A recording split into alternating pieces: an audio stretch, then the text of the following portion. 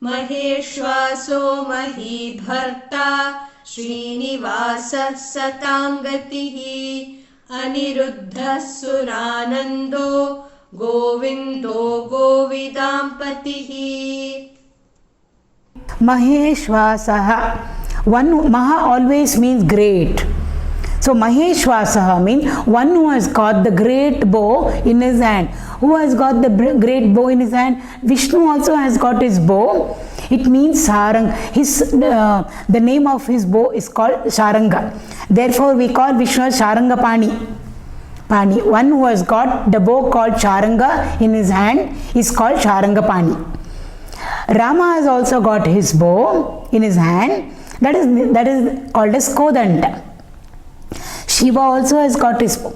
So over here we are doing Vishnu Sahasranama, so therefore we are restricting it to Vishnu and to Ram. One who has got the great mighty bow in his hand called Sharanga or called as Kodanda. Now the bow itself, what does it mean for us? The bow stands for Omkara. Pranava is the bow. In Mundaka Upanishad it comes. The name itself is so beautiful. Sharanga. Shara plus Anga. We can say Saranga or we can say Sharanga, never mind. Sha means Shubham, Kalyanatva, Mangalatva. Anga means limbs. So Sharanga means one who is an embodiment or a personification of auspiciousness, which is Shiva. Shiva is none other than Vishnu and Vishnu is none other than Shiva. Saranga, if we call it, Sarangapani also they say. Sometimes they use the word Sa for Sha. So Sa means Sara. Sara means essence. The essence of. What does this contain? What have you put into this sweet? I am just giving an example. I put cardamom over the powder. I can get the Sara of it. The essence of it I can taste. The fragrance is coming to my nose. We use these words. So Sara means essence. Anga again means limb. So every part or every point is nothing but the essence. What essence? That divine essence. So the bow itself means Narayana and Narayana himself means the bow also. They are not two, they are one and the same. So very often Bhagavan's bow is called as Om also. Pranavaka, right? It is Om. Use that. For what is it used for? For aiming at the target.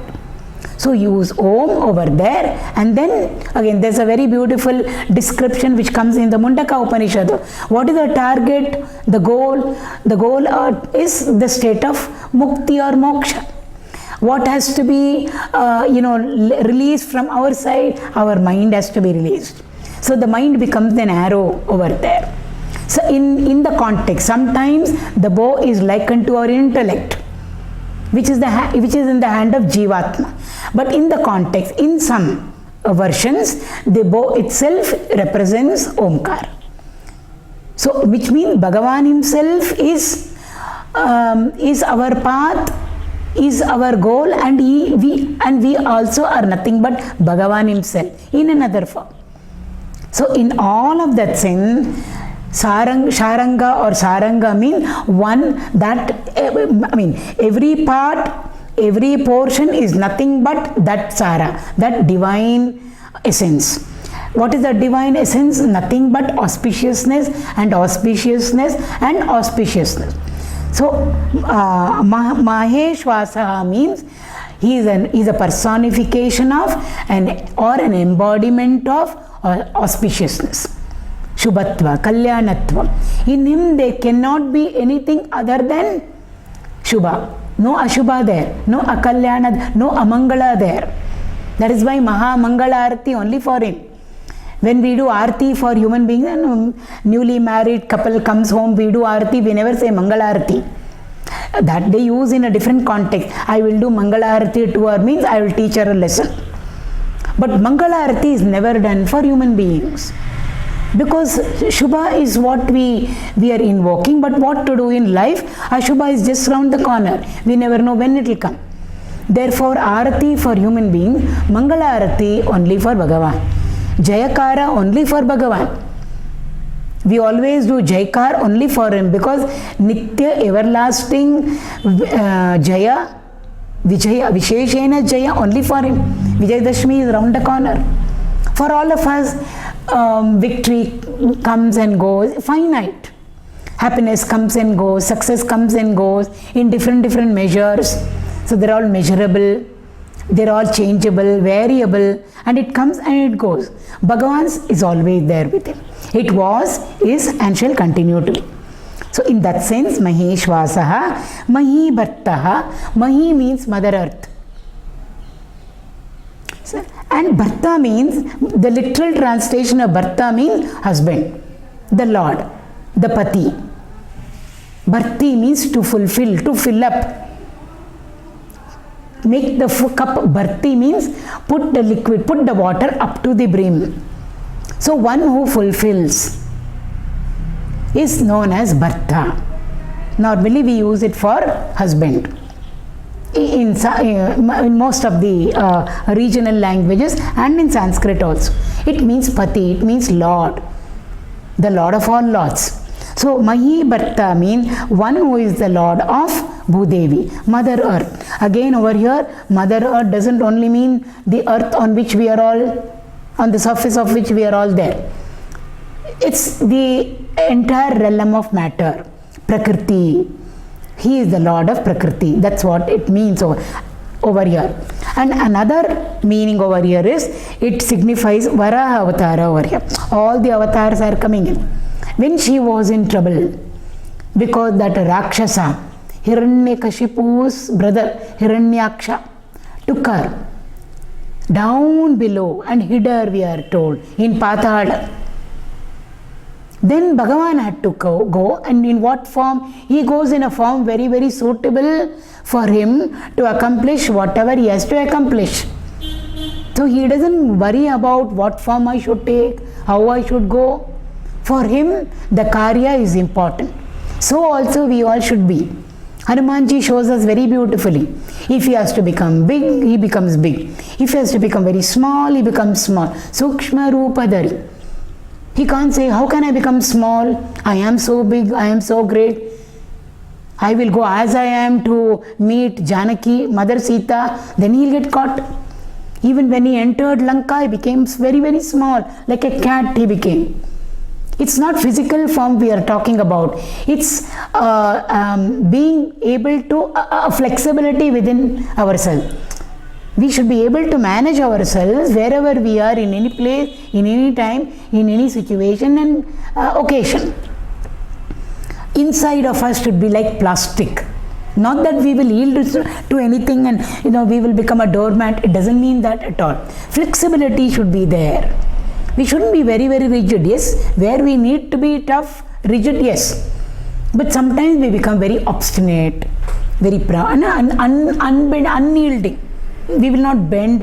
Where we should bend, we should bend. If we don't bend, if big trees don't bend, when the storm comes, it breaks. But those creepers and the grass, so tall it is, but it yielded to Bhagavan. It yielded to the storm, to the cosmic phenomenal. Therefore, it did not break. So there are messages again for us from nature also.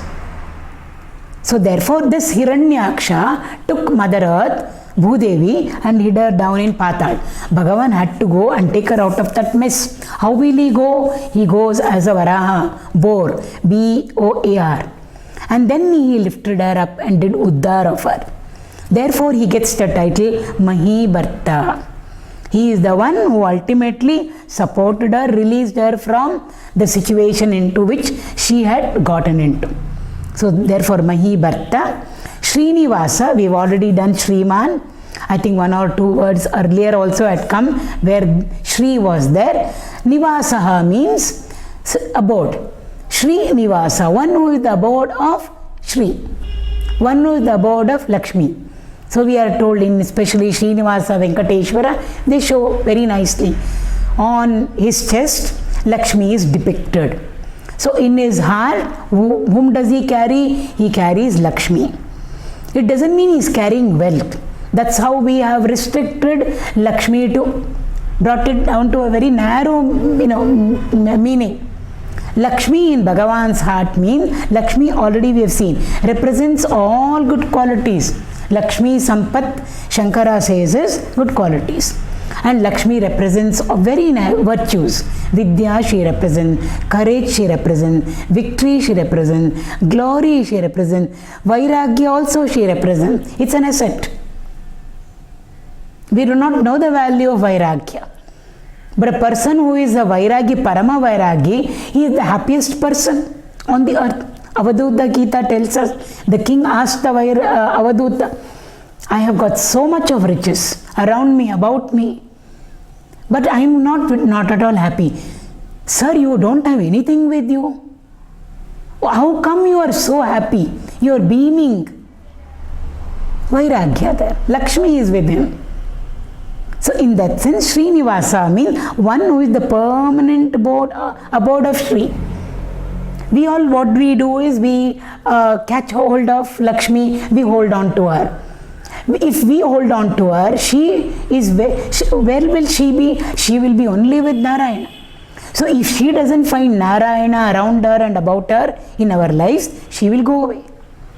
Where will she go? She will go where Narayana is. So Gurudev always used to say, don't hold on to Lakshmi, she will leave you.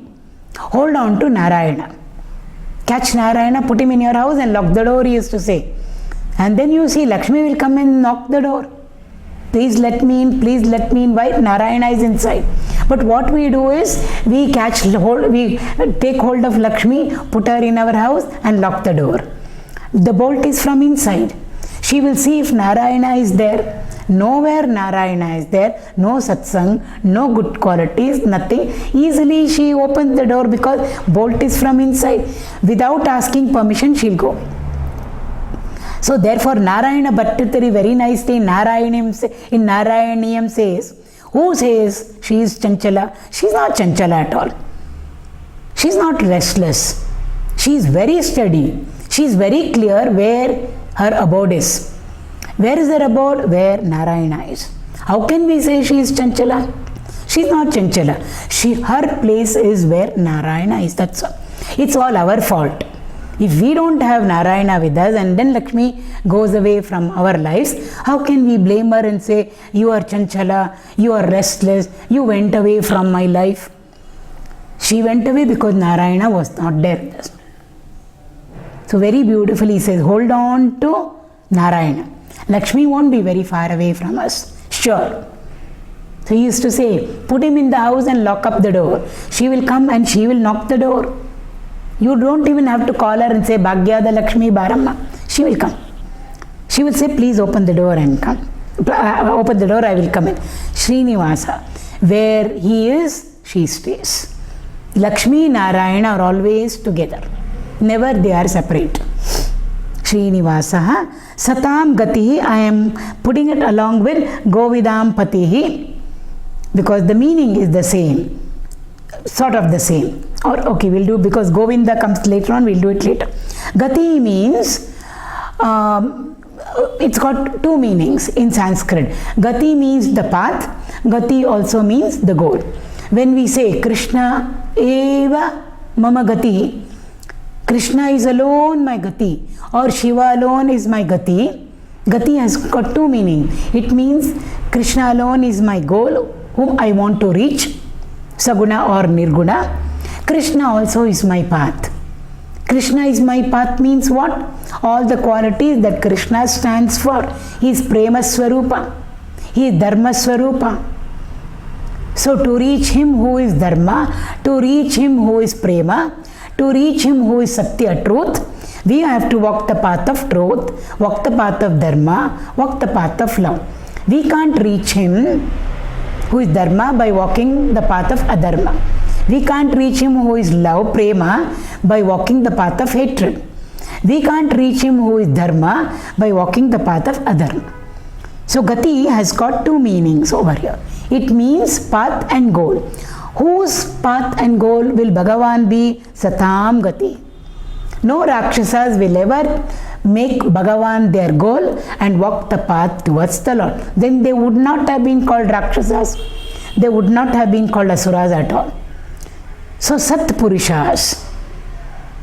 Satam means Sat Purusha. Those who are already walking the spiritual path, wherever we are. Maybe we are still in the KG level, nursery level, but still we are walking the right path. So for all spiritual seekers, for noble people, for virtuous people, who are all categorized by the term Satam, Bhagavan alone is the Gati for them. Satam Gatihi. For all spiritual seekers, Lord alone is the goal. Nobody else can be. Dasaru says, Bedidare ninnanne beduve, hadidare ninnanne paduve. Ultimately, everything for me is you. That's it. I will never ever go to anybody else for anything. So, Satam Gatihi, Aniruddhaḥ, the meaning of this has already been done for a different nama. One who can never ever be contained.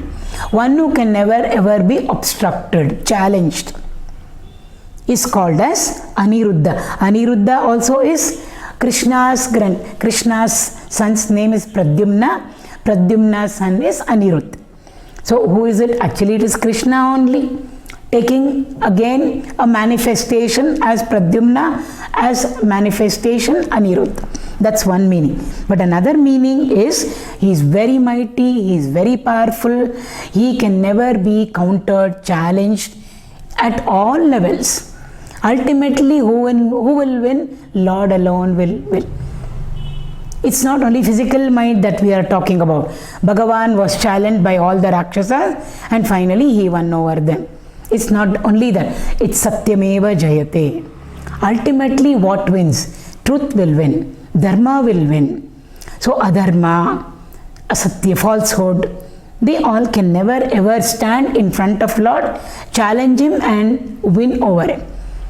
Ultimately, he is the one who is going to win over everybody. That's what it means. That is what is meant by the word Aniruddha. Nobody can counter him. Nobody can stand in front of him, challenge him and win over him. Not possible at all. So it's not only at the physical level, it's at the mental level, intellectual level, it is at the Sankalpa level also. So that is why Dasaru says, Harichitta Satya, Narachitta Lavalesha Nadayadu. Ultimately, Bhagavan's will alone will get accomplished. Whatever we do, it won't just work out at all. So therefore, our will better be aligned to his will. Then everything will fall into place. So Aniruddha, Surānandāh, Ananda, Nanda means happiness. Sura means devatas.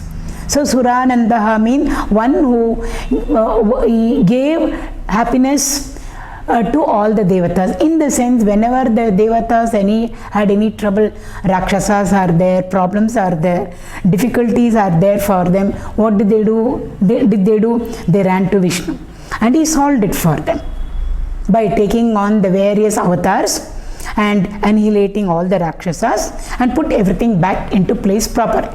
Therefore, the devatas were all very, very happy. So therefore, in that sense, Surānandāh. Sura also means the good qualities in us. Asura represents the bad qualities in us. 16th chapter of the Bhagavad Gita, Daiva Asura Sampat Vibhaga Yoga it is called. Daiva Sampat, Asura Sampat. Sampat means wealth. Daiva Sampat is the divine estate. Asura Sampat means the devilish estate. What estate or property are we talking about? We are talking about over here inner, the Lakshmi Sampat, qualities in us. So Sura stands for all the noble traits in us, the good qualities in all of us. So Ananda means what? When good qualities are there in us, definitely happiness will be ours, peace will be ours, bliss will be ours. Nobody can understand that. I gave the example of that Avaduta. Nothing he had for himself, but he was an embodiment of Suratva, nobility, and therefore he was reveling and reveling and reveling in Ananda. Whereas a person has got so much of wealth, materialistic wealth. All the Rakshasas, we can now apply it in our daily, day-to-day activities. I mean, whatever we are saying daily. More the wealth, what happens? Misery is there, unhappiness is there, fear is there, somebody may take it away. Or I hope it will stay with me tomorrow also to the same extent. If possible, it should increase, but it should never decrease. So there is always an anxiety, a sadness, a concern on our face. Where is happiness? But to a person who is always living the life of nobility, living the life of dharma, no conflict. Yuddhisthira. Yuddha means conflict. Sthira means well balanced. So we always see him prasanna. He never had the problem that Arjuna had. He knew exactly how to handle every situation. So Surānandāḥ, therefore it means a person who is noble, who is full of sattva, a sattvic person. Such a person alone will always be reveling and reveling and reveling in Ananda. Surānandāḥ. Nandati, nandati, nandatyeva. Yogaratova, bhogaratova, sangaratova, sangavihīnaḥ. In Bhaja Govindam, Adi Shankara says, put a man of realization wherever you want. When his chitta is reveling in that state of Brahman, put him anywhere. In the midst of crowd or in solitude. Put him in the midst of pleasures, bhoga or yoga. Nothing is there for him. Next meal is not there for him. Or for 3 days he is being hungry. But he is always nandati, nandati, nandatyeva. So therefore in that sense Surānandāḥ, Govinda. Govinda is the name of Krishna, we know that. When did he get this title is very interesting. And we'll see the meaning of Govinda. I already did say in the last Sloka we did mahādridrik. So one who supported the great mountain. Here also Bhagavan supported the great mountain called Govardhana Parvata. So therefore he is called as Govinda. He is called as Govardhana Giridhari. Or he is called as mahādridrik. Now how did he, and Govinda, what does it mean? Say, oh, Govinda means Krishna. Krishna means Govinda. He's got so many names. One of the names is Govinda. But it's got so many meanings. Go over there means Mother Earth. Go means cows. Go, cows. He was born in the dairy farm, in the family of the dairy farming people. So therefore, go means cows. Go means speech, vak. Go means Vedas, knowledge. Minimum 4. It's got so many other meanings also. So we all thought Govinda is Krishna and Krishna is Govinda. Go over means earth. Go means cows. Go means speech. Go means knowledge. Knowledge means all knowledge. Objective and subjective. All knowledge is put together. Govinda means the master of Vedas. The one who has got all the knowledge within is called Govinda. The one who is the Lord of Vak, speech, is called as Govinda. Gurudev says, when we are able to talk so beautifully and communicate to somebody, whatever we are doing, we need not have to be lecturers and professors for that. Any communication. A person who is singing, you found your voice, he says. Voice in singing, speech. You found it. Just see who is there behind it. Govinda is behind it. When we understand Bhagavan as the Lord of speech, if it can sink into us, our speech will become, disciplined. Automatically it will become disciplined. Now we know how we use our vocabulary, how we talk, left and right, abuse, insult, humiliate, demean people, hurt people. We can hurt a person more by words than by an arrow. So therefore, Lord of speech, Lord of Mother Earth, we've already done that. I won't go into it. Lord of the cows, Gopalaka. Now what does cow mean over there? Cow represents our sense organs. One is cow. Cow means sense organs. Why? Morning the cows go to graze. In the grazing field, go charabhumi. And then they come back. Chara means move. Go means grazing field where the cows will go. So they go around, eat over there, graze over there. And then they have a nice time over there. They stay over there. At night, what will they do? All the cows will come back home. Similarly, when we are in the morning, when we get up, what happens? All our sense organs go out from us. The sense organs are likened to cows. So eyes go out to see nice things, into the world of forms and colors. Ears go into the world of sound. Nose goes into the world of fragrance, smell. The mouth goes into the world of tastes. The hands go into the world of sensation, touch. And then they move around, they transact, they gather their experiences, they graze, eyes, ears, nose, tongue, skin, all graze like cows. And when we are tired and exhausted at night, when we go off to sleep, everything goes into. Means cows coming back home. Now who is the one who looks after these cows? Who is the one who makes it possible for our eyes, ears, nose, tongue, skin to function? It is the Lord. Without Him, none of them can function. That's one of this thing of Hrishikesha.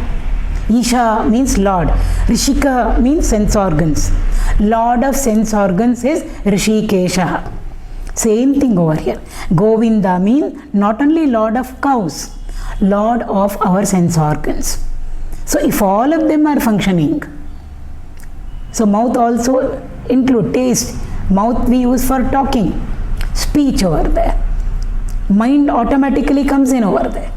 Bhagavan is the Lord of all of them. He controls, regulates, directs, He protects, Gopalaka.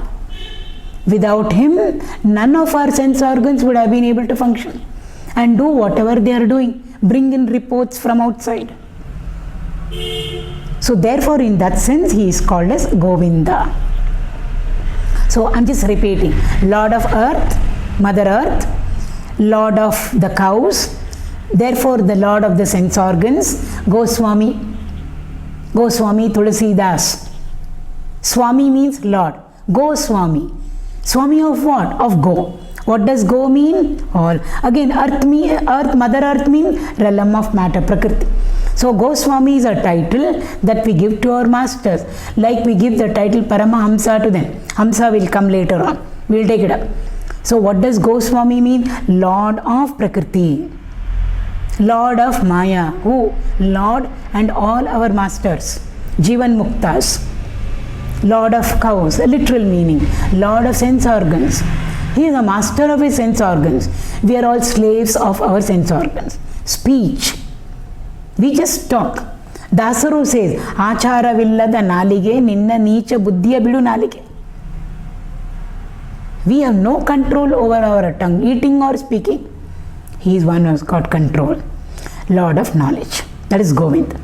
Now that story of Govardhana, we will take it up.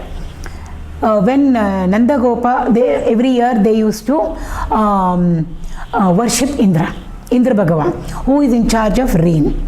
So when he decided to do Indra Puja, Krishna comes and says, why are you doing Indra Puja? No, if we don't do Indra Puja, Bhagavan Indra will get angry and he won't send the rain. Krishna says, small Krishna. He's not even 12 or 13. By 12 or 13 he goes to Mathura. So Krishna over there says, in Bhagavad it comes, tells his father, Nanda Gopa, rains don't come because of Bhagavan, Lord Indra, Father. It comes because of the karma that we do. Yajñāt bhavati parjanya. If our karma can be converted into a worship, into a yajna, then it brings down. It's got the ability and the capacity and the capability to bring the rains down. Rains literally also, or it can be grace of the Lord, blessings of the Lord, showers of grace and blessings. Anything that we want in our life. is raining. Oh, it rained means somebody who got a lottery ticket, won a lottery ticket, it rained money. We use that word raining. That's what it means. Ultimate karma pala coming to us is likened to rain. So he says, rain won't come. Krishna, we have to do puja. He says, no, no, no. We must always acknowledge, say thank you, express our gratitude to what benefits us. Right now in our environment. See, so gratitude, World Gratitude Day. It's there in Bhagavat. We wanted somebody to come and give one day to us wherein we express gratitude. Every day is a gratitude day. He says over there, all the good people, the sattvic people, the sadhus, santas, because of whom everything is in place in society, they should be revered and worshipped, Father, not Indra Bhagavan. Then the cows and the bullocks, because of whom we are able to earn our livelihood. Ya Devi Sarvabhuteshu Vritti Rupena Samstita. That is our vritti, our preoccupation, our career, because of the cows, because of the dairy farming and farming. Because of that we are able to earn our livelihood. They should be worshipped. Third, if our cows and the bullocks should be healthy, they need food. Who gives them food? The greenery around. And all the fields are there, green, green, green. There is Govardhana, so much of greenery over there. Govardhana Parvata is there. Let's worship that. Worship means express our gratitude. What it gives to us, let us express our gratitude. Nandakopa says, I think you are right. And then we know the story. I won't go into the story part. What is the Vedantic significance over here? Indra means Indriyanam Raja Indra. So our Indriyas, eyes, ears, nose, tongue, skin. Who is the boss of all these five? We are not talking about Bhagavan, mind. Just behind these five is mind. Indra represents our mind. Indra is the presiding deity of our mind. So Indra Puja means mind puja. Mind puja means catering to the mind. Mind says go and have the 25th cup of coffee. Yes. Mind says go and eat the 4th laddu. Yes. Mind says go on seeing serials up to 11 o'clock. I'm just giving example. Yes. That is called Indra Puja. Mind puja. So every moment we are doing mind puja, mind puja, mind puja. Krishna says don't do mind puja. Then what puja should we do? He says do Govardhana puja. Go means knowledge. We already know now. Vardhana means to increase. Govardhana means increase of knowledge. Where will increase of knowledge happen to all of us? In our intellect. So all that Krishna is saying over here is, don't cater to your mind. Not that we should kill the mind or destroy the mind. Don't cater to its whims and fancies. Keep a check on it.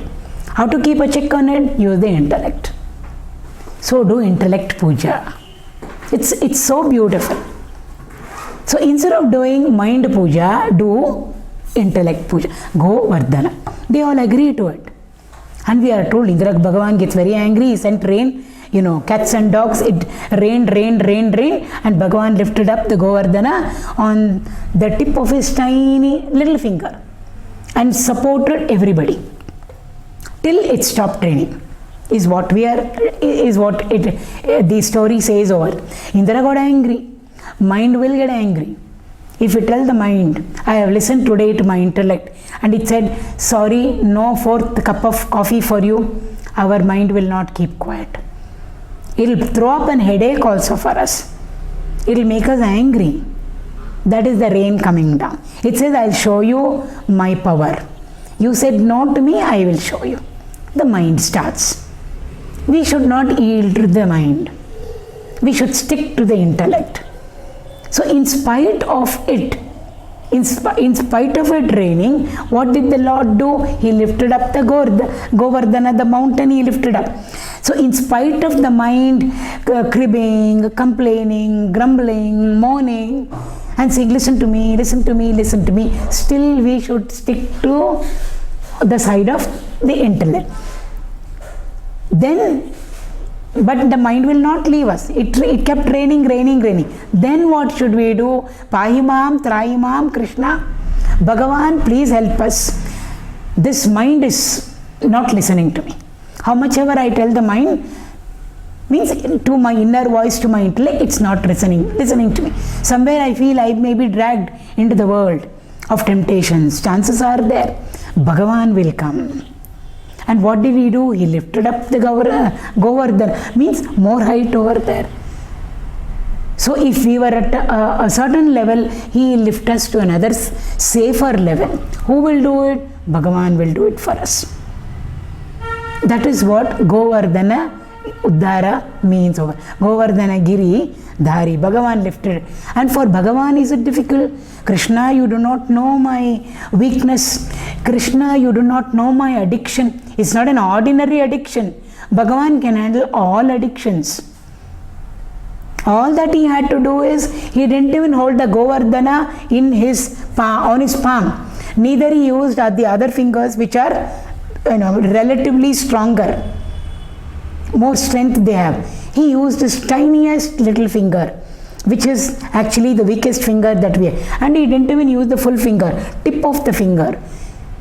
Doesn't have much strength, but that was enough for him to hold to uphold the Govardhana mountain over there, which means even the intellect, chances are the intellect, though the knowledge is there in us, we fail to become wise sometimes, which means collapse of the intellect also. Bhagavan has to make sure that our intellect is upheld and we are all safe. Who are all safe? The Gopas and the Gopis are all our thoughts. Good thoughts, virtuous thoughts, noble thoughts. They should all be collected and they should all be safe from the persecution of the mind. Is all of them coming under the umbrella of the Govardhana Giri, where Krishna lifted it up? And we are told day and night, he lifted it up until Indra yielded. Indra realized his mistake. Mind will come back to us afterwards. He'll say, oh, this person is not an ordinary person. I can't do anything with this person. I can't tempt the person. I can't coax the person to do things. So then where will it go? It will have to come back to us only. Then Indra comes back and he says to Krishna, sorry. At that point of time, we'll take it up in the next class. Indra came, he said sorry, and prayaschitta for all the rain that he, for the rain, the thunder and the lightning, he has to do his prayaschitta. So therefore, he comes and worships Krishna. Small Krishna over there. Maybe 6-year-old, 7-year-old Krishna. He gives him the title Govinda. Govinda, what it suggests to us. So in the Bhagavad Puran, we went through the small little incident of Lord Krishna lifting up the Govardhana mountain, Parvata. And that's when he got the title Govinda. So in the last class, I did mention the entire incident and also the significance of it. Just for a small little recap, all the people of Vrindavan wanted to do Indra's puja, Indra puja. Indra is the lord of our indriyas, which means our mind. So to do puja of Indra means to cater to our mind's demands, which is never ending. Krishna on the other side comes and tells them all not to cater to Indra, not to do his puja, but to do Govardhana puja. Govardhana there stands for the intellect. Go means knowledge. Vardhana means to increase. Go also means values. We've went through the meaning of Govinda last time. What go means? Go means Mother Earth. Go means cows. Go means knowledge or the Vedas. Go means the positive good qualities in us, the sattvic qualities in us. Go also means speech, vak for us. The lord of all of them is known as Govinda. So when Krishna tells them, they are convinced and they do Govardhana puja. And then we know what happened. Rain came day in and day out. And then Krishna had to lift up the Govardhana Parvata, the mountain for which they did the puja, he lifted it up with his tiny little small finger, and then he protected them all till the rains. I mean, Indra had to give in. And then he comes down and then he apologizes, he seeks forgiveness with Krishna. He says, I'm very, very sorry for doing whatever I did. And at that point of time, he does Abhisheka to Krishna, Indra. First, he does Abhisheka to Krishna with milk. Kshira Abhisheka he does with the celestial milk, or the milk from the celestial cow. So after Kshira Abhisheka, normally whenever we do an Abhisheka, immediately it should be followed by Jala Abhisheka. That's the tradition. So then with the waters of Ganga, he does Jala Abhisheka to Bhagavan, and then he declares to him and gives him the title Govinda. So therefore Govinda means, now we know the meaning of it. Govinda, the Lord of Prakriti, the Lord of Bhudevi, the Lord of Mother Earth, the Lord of the cows, because he is Gopalaka. Cows stand for positive qualities, noble qualities, sattvic qualities, therefore the Lord of all those qualities, Lord of speech, Lord of Vak, and Lord of knowledge, the Lord of Vedas. That's the meaning of all. So therefore we have seen in the significance part that Govardhana represents the intellect, which means we shouldn't be yielding to the mind's beck and call. Mind says I want this, mind says I want that. So whenever we run after whatever the mind demands, we are doing mind puja only, Indra puja it is. So instead of that, we should listen to the intellect. That is represented by Govardhana puja. So when all of them put Indra aside, sideline him and perform the puja for Govardhana Parvata, naturally Indra gets angry. So even in us, when we start listening to the intellect, when the intellect says do this and we do it, and when the intellect says don't do it, even if it's very, very tempting, but when it says don't go for it, and we listen to the intellect, part of our mind will be very angry with us, frustrated with us, because we have started listening to the intellect. So therefore, it will be on a strike in us. So it will try to give lot of problems to us in the context. Individual to individual, it will depend. So that's the rains coming down. So the mind itself will start giving problems to us. And it will become a hurdle, or rather it will bring in obstacles, hurdles on our path, the spiritual path basically. But in spite of it all, if we still do not yield to the mind and hold on to the intellect, at that point of time, the Lord will intervene, or the Guru will intervene. Why? Because so much of Shraddha is there in us, and we've already seen where Shraddha is, Bhakti will be there. And where Bhakti is there, Shraddha will be there. So the Lord will come and help us out of the troubles into which we have seemingly fallen into, because the rains represent that. Or the Master, the Guru will come into our life. So everything will happen at the right time.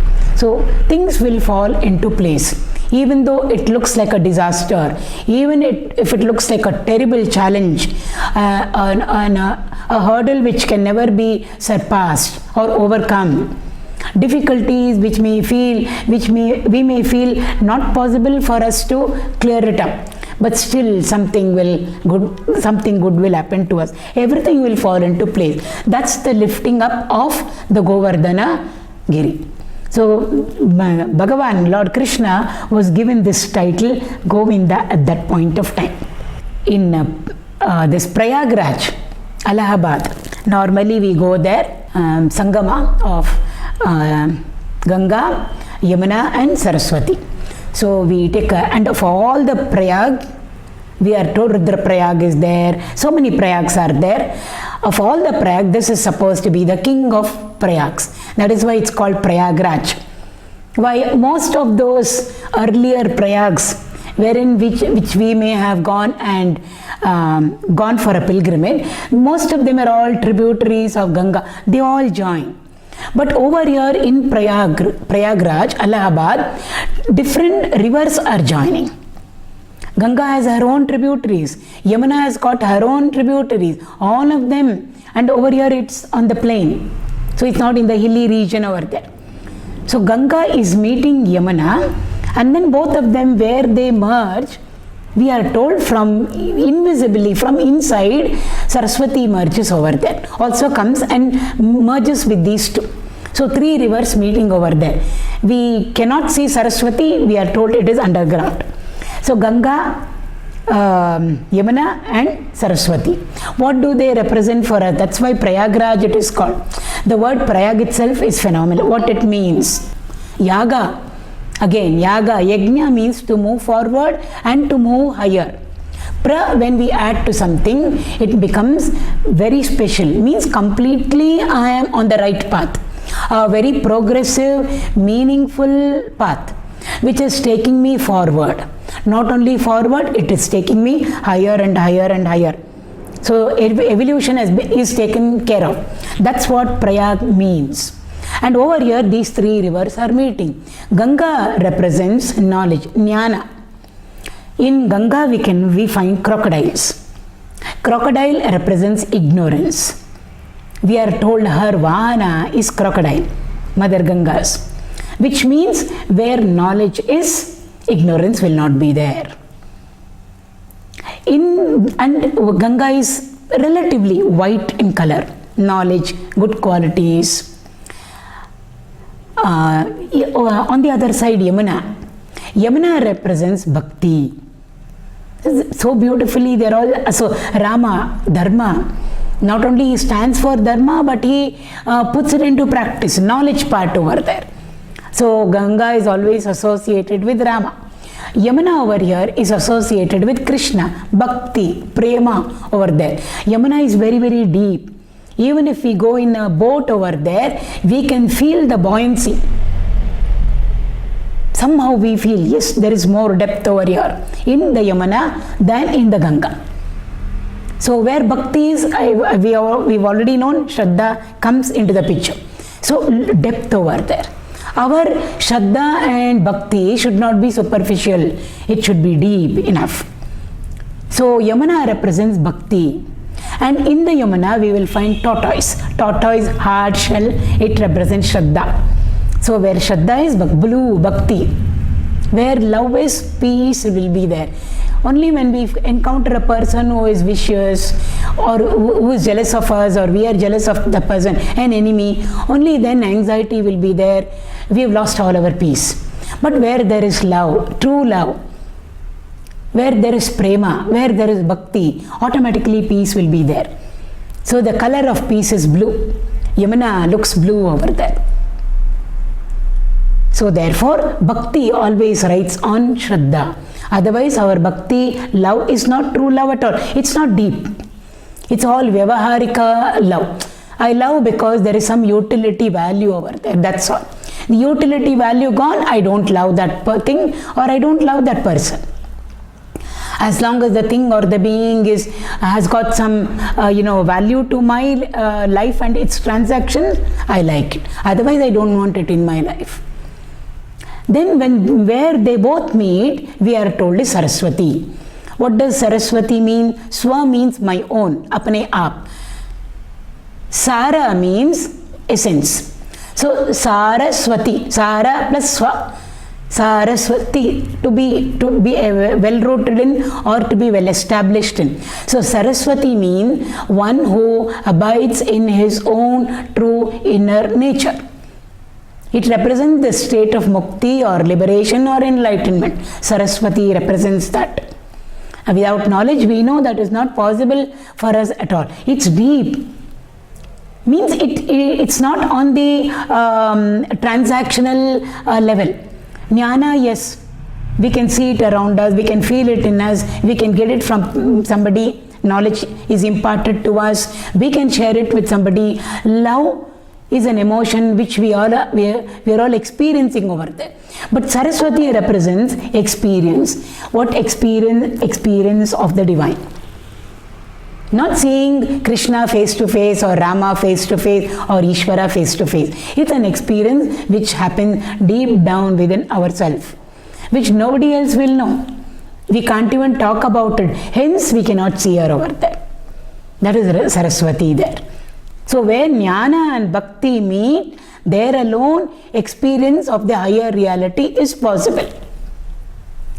So, all Jnanis are Parama Bhaktas. All Bhaktas are Paramajnani. We divide them and say, no, Jnana Marga is different, Bhakti Marga is different. Both are not different at all. At one level, they very beautifully merge. The one who has given to us Advaita philosophy, Adi Shankara, we can't find a more better, if I may say so, Bhakta than him. Look at the number of stotras he has given to us, stutis that he has given to us. All Saguna there, not even Nirguna. Nirguna also there are. So he is the greatest Bhakta and a Paramajnani and a realized person. So in him we can find Rama, in him we can find Krishna, and Saraswati is always associated with Govinda. Because just now we have seen, Govinda means one who is the master of both the mind and the intellect. This little incident in Krishna's life is indicating that to us. So Ganga is associated with Rama, Yamuna is associated with Krishna, and Saraswati is associated with Govinda, the master of the mind and the intellect, and therefore a person is able to transcend these equipment and reach out to that higher state. Is Govinda over there. Now how beautifully everything comes into play. Therefore it's called Prayagraj. The very beautiful Kirtan by Sri Narayana Tirtha. He is very nicely written over there. Just chant Ramakrishna Govinda. Mahamantra it is. Just keep on chanting Ramakrishna Govinda. There are so many bhajans which start with Ramakrishna Govinda, Ramakrishna Govinda. And he says you don't have to go even to Prayagraj. Not that we should not go, but he says the benefit of going and taking a dip over there, and whatever benefit will come to us, you will get all that benefit if you just keep on chanting Ramakrishna Govinda, Ramakrishna Govinda. Why? These three names and personalities which represent Rama, Krishna and Govinda are associated with Ganga, Yamuna and Saraswati. How beautifully everything is so beautifully aligned. There is so much of sync, there is so much of harmony. Any aspect we take in, we can put them all so beautifully like this and interpret it so beautifully. That is the Govinda over here, which the Nama which we have just now gone through. Govinda, next one, gōvidāṃ patiḥ. Pati means we have already seen earlier also this word has come. Pati means Lord, Master, and Master of what? Lord of what? Govidāṃ. Go with arm. Go with, Veda with. With means with. W-I-T-H English word. It represents that. So Veda with means one with knowledge. One with the knowledge of the Vedas. Goldsmith, ironsmith. One is constantly associated with gold and working with it. We call him a goldsmith. S-M-I-T-H. But in Sanskrit, V-I-T-H. Ironsmith. One who is constantly working with iron is called as ironsmith. So we are all ajnanavit. Means we are with ignorance. What ignorance? We are talking spiritual ignorance. So why? All our masters are jnanavit. So go with. Go means knowledge. We have already seen over here. Go means qualities, very positive, good qualities. Go means speech. All our masters are so eloquent and so beautifully they are able to communicate the knowledge to us. Even if they do not open their mouth and communicate, through silence also they can communicate. So therefore go with means all our men of realization, all Jivan Muktas. So Govidāṃ patiḥ means Lord of all. All of them are gurus. Guru of all gurus, Adi Guru is Bhagavan. That's the meaning over here. Govidāṃ patiḥ.